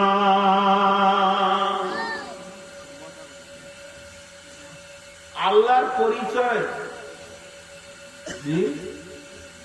দেওয়া। আল্লাহ তো আল্লাহই মেহেরবান। একজন হাজী সাহেব আমাকে বলছেন, শিক্ষিত মানুষ এবং পরিষ্কার মানুষ, খারাপ মানুষ নয়, খুব আল্লাহওয়ালা মানুষ। নূর মোহাম্মদ কেমন লাগছে গো? বলে কেন? বলে মায়ের মানে আর রোহিঙ্গাদের উপরে যে অত্যাচার চলছে, আল্লাহ এখন কি করছেন? মানে ওর ইচ্ছা যে আল্লাহ গজব দিয়ে দেবে। আগে রাসূলুল্লাহ সাল্লাল্লাহু আলাইহি ওয়াসাল্লাম মেরাজ থেকে ফিরে এলেন, 5 ওয়াক্তের নামাজ চালু হলো, বন্ধ হয়েছে না চলছে? চলছে। বন্ধ হবে কখন? পশ্চিম দিকে সূর্য উঠবে যখন, কিয়ামত। জিহাদ বন্ধ হয়ে গেছে না জিহাদ চলছে? প্রথম জিহাদ বদর শুরু হয়েছে, শেষ হবে আর দাজ্জালকে মেরে। ওই জিহাদের ওটা একটা টুকরো চলবে সারা পৃথিবীতে। বাঘের বাচ্চা টেড়ে ধরে খাবে, মুসলিমের লিস্টে নাম লিখতে গেলে মারবে কাটবে, এটা চলবে, এটা নতুন জিনিস নয়। ফেরাউন জ্বালিয়েছে, ইব্রাহিমকে নমরুদ জ্বালিয়েছে, আবু জাহেল ছিল রসুলের বিরুদ্ধে, আমাদের বিরুদ্ধে চলে এসেছে মোদী আর অমিত শাহ। চলবে, ও জাহেল থাকবে, আমরাও থাকবো, এরই মধ্যে শহীদ হবে, এরই মধ্যে ওরাও মরবে। জি দোয়া করেন, ওই মোদী যা দাড়ি রেখেছে ওকে দিল্লির জামে মসজিদে ইমাম করতে হবে। জি আল্লাহকে হেদায়েত দান করেন, তো ভালো ইমাম হবে একটা। গাধারা কিছু বুঝে না, চলছে এখন ত্রিপুরাতে। তো মুসলিমদের উপরে এটা থাকবে, এটা না থাকলে এদের ইমান মজবুত হবে না। জি এদেরকে স্বাধীনভাবে যদি ছেড়ে দেওয়া হয় তো গাঁজা চাষ করবে, আম চাষ ছেড়ে দিয়ে। এর জন্য এটা সর্ব অবস্থায় একটা চাপ থাকবে। সাহাবীদের ছিল কম বেশি 12,000 শহীদ শুয়ে আছে আরবের মাটিতে। এরা কি আমাদের থেকে কম ইমানদার ছিল? তাই কাফেরের তালোয়ারে মরল কেন? মুশরিকের তালোয়ারে মরল কেন? তো মরা কি কারণ রয়েছে? ইমান কম ছিল। শহীদ বলে একটা অংশ আছে, ঈদ গা আছে, ঈদ আছে, ঈদ করি, রমজান মাস আছে, রোজা রাখি, কাবা শরীফ আছে, হজ করতে যাব, হজ আছে, আমল। তাহলে শহীদটা কোথা হবে? আম গাছে গলায় দড়িয়ে। এগুলো তো থাকতে হবে রে বাবা। নরেন্দ্র মোদীর হায়াত দ্বারা করুক আল্লাহ, বেইমানি চালিয়ে যাক, না হলে তো শহীদ হবো কোথায়? পশ্চিমবঙ্গে বিজেপি আস্তে আস্তে আর এলো না, তো এলেই তো ভালো হতো, দু চারটা শহীদ হতো। এটা কোন মনটা খারাপ হয়ে গেল যে এলো না, তা মনটা খারাপ হয়ে গেল। তো মহতারাম ভাই আজিজ বুজুর্গ দোস্ত, আল্লাহ তো আল্লাহই, আল্লাহর পরিচয় দিয়ে শেষ করা যাবে না। যে আল্লাহ শেষ কালে দুটো কথা বলছে, ওয়াশকুরুলি ওয়ালা তাকফুরুন। তোদেরকে আমি যাকে যে সাইজের বানিয়েছি, যাকে ল্যাংড়া বানিয়েছি, কাকে কানা বানিয়েছি, তোকে কাউকে গরিব, কাউকে ধনী, কাউকে রিস্কাওয়ালা, কাউকে পাইলট, যেভাবে তোদেরকে বানিয়েছি। মানুষ মানে সবাই একই নয়, মানুষের ভিতরে লাখো শ্রেণী রয়েছে। এইটা আমি বানিয়েছি, যাকে যেটা বানিয়েছি শুকরিয়া করে নিবি, ওই অবস্থাতে আমাকে ডাকবি। ওয়ালা তাকফুরুন, কুফরি করবি না যে আল্লাহ ওকে কোম্পানি করলে আমাকে কেন করলে না? ওর দুটা চোখ আমারও দুটা চোখ, ওর দুটা কান আমার দুটা কান, ওর দুটা হাত আমার দুটা হাত, ওর দুটা পা আমার দুটা পা। ওকে কোম্পানি করলে আমাকে ওর লেবার করলে, এ আল্লাহ তুমি কেন করলে? এটা বলবি না। এটা পৃথিবীর জন্য আমি বানিয়েছি, মানুষের ভিতরে সেকশন হবে, আর আখিরাতে যেদিন বিচারের দিন হবে রে, সেদিন তুই হাসবি, এটা তোর বুঝে আসবে না। ওয়ালা তাকফুরুন, খবরদার আমার বিরুদ্ধে মুখ খুলবি না। জি আমার বিরুদ্ধে মুখ খুলবি না। একটা মজার কথা শোনাই। আমাদের বর্ধমানের এক ছেলে গুজরাটে থাকতো, ভুজ 2002 একটা ভূমিকম্প হয়েছিল, প্রায় 70,000 লোক মারা গেছিল। তখন ওইখানে থাকতো। তো ও কি করতো? কোনো কোম্পানিতে কাজ করতো না। সকালবেলা হলো, একটা ঝাল বস্তা গুলো নিয়ে নিলে, আর গোটা রাস্তাতে প্লাস্টিক কুড়িয়ে ভর্তি। সারাদিন প্লাস্টিক কুড়ানো কাজ, আর যেখানে নোংরা টোংরা ঝেঁটিয়ে বাজারে ফেলেছে, ওইগুলোতে লকড়িতে খুঁজে প্লাস্টিক ছেঁড়া, প্লাস্টিক ভরে একটা বস্তা হলো কি দুটা বস্তা হলো, নিয়ে গিয়ে আড়তে ঢেলে দিলে, আড়তলা হয়তো 100, 150, 50 যা হলে দিলে। ও বলছে আমি ওইটা পেয়ে গেলাম। ওইটা পেয়ে এসে স্টেশনের ধারে একটা দোকান ছিল, রেগুলার ওখানে দুটো রুটি ডাল খেতাম, অল্প পয়সা নিত আমার কাছে, খেয়ে নিলাম। রাতে থাকবো কোথা? রাতে থাকতাম স্টেশনে পড়ে ঘুম মারতাম। এরই পরে 2 মাস পর একবার বাড়ি আসতাম, 10,000, 5,000, 10,000, 1,000 যেমন ইনকাম। থাকতে থাকতে মাথায় এলো বড় লাইন, যে লাইনটাতে কোনো গাড়ি চলে না, ও ধারেও কাটা এই ধারেও কাটা, আগাল কাটা, কোনো গাড়ি ঢুকবেও না। ওই লাইনে বাতি দিয়ে ঘর বানিয়েছি, আর বাজার থেকে কার্টুন গুলো কুড়িয়ে নিয়েছে, ওখানে দিয়ে মশারি টেনে, স্টেশনে মশা লাগছে তো ওখানে মশারি টেনে ঘর, ওটা আমার ঘর। তালা দিতেও হবে না, চোরও আসবে না। শেখ সাদি আলাইহি রাহমাতুল্লাহ বলছে গরিবের ঘরে চোর ঢুকেছে ভিখারির ঘরে।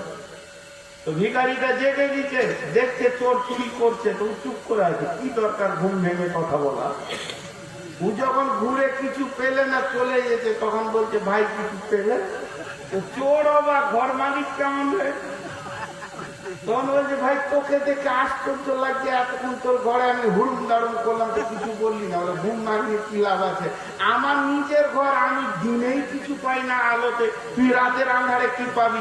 সকাল হলে থলি নিয়ে লোকের ঘরে খেতে যাই, আর তুই আবার রাতে কি পাবি? এটা শুধুবার লেগে বানিয়েছি।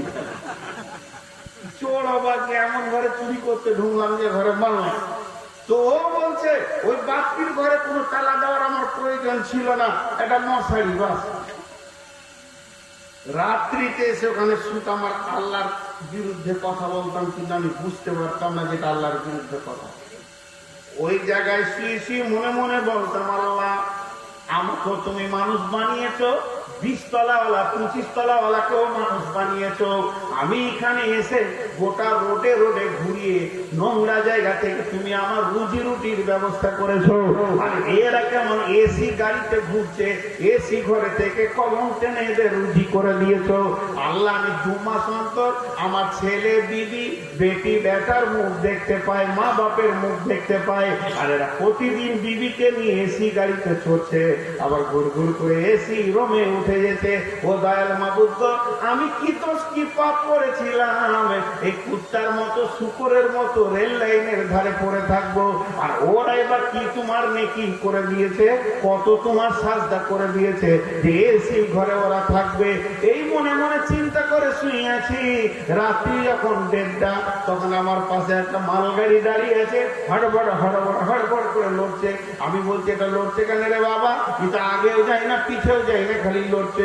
তাড়াতাড়ি করে উঠে দেখলাম ভয়ানক ভূমিকম্প চলছে, চারিদিকে হইচই লেগে গেছে।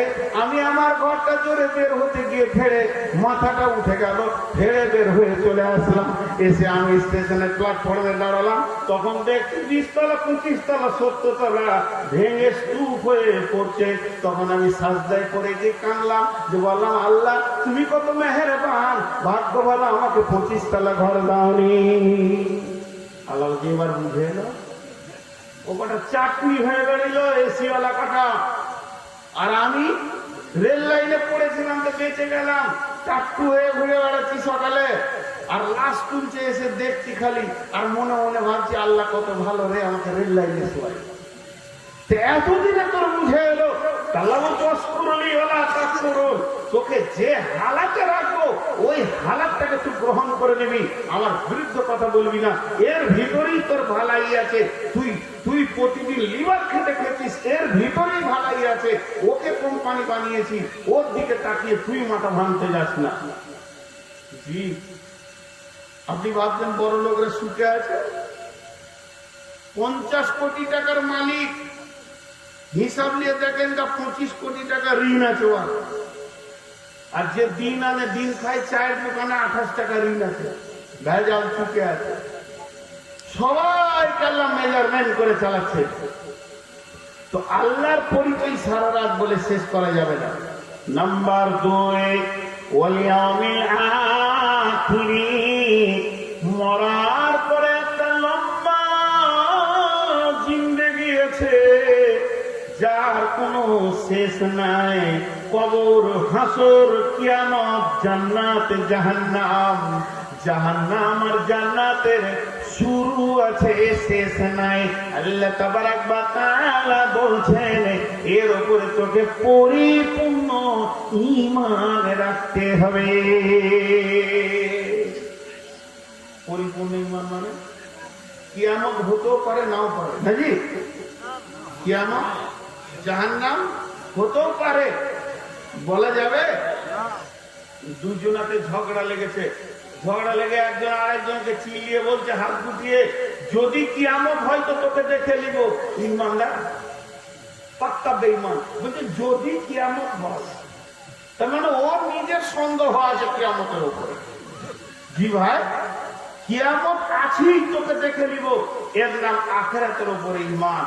তাহলে আখিরাতের উপরে ঈমান আনতে হবে।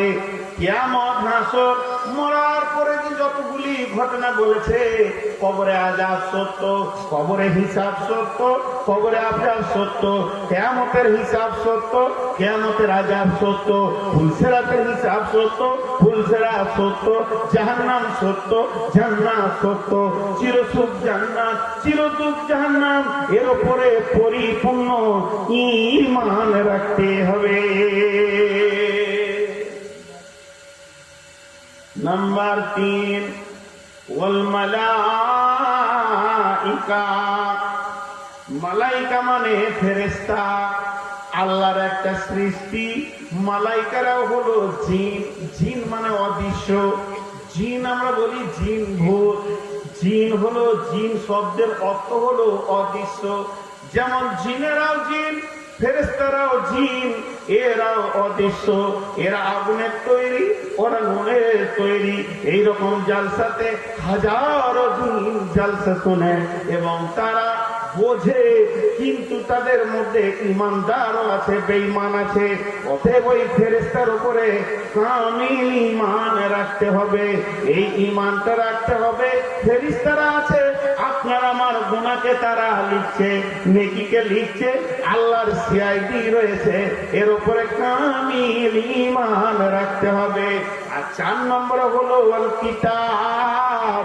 এই কিতাবটার উপরে কোনো সন্দেহ রাখলে হবে না। কিতাবটা পরিপূর্ণ আল্লাহর কালাম, আল্লাহর কথা, এর উপরে বিশ্বাস রাখতে হবে। এর একটা